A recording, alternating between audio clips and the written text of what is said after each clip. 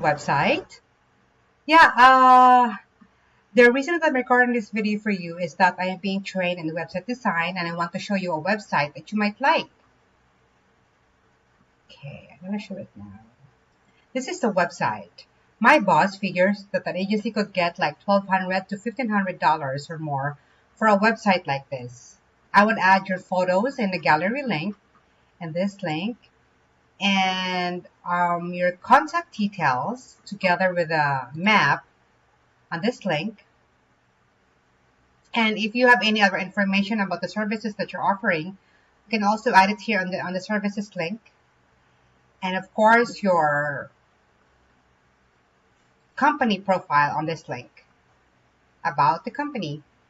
Now, if this website would be good or would be good for you, please do me a favor and hit the reply and let me know. If not, no big deal. I forgot to mention my name is Julie and I am working at Agent Pumor Marketing in Red Deer. Talk to you soon.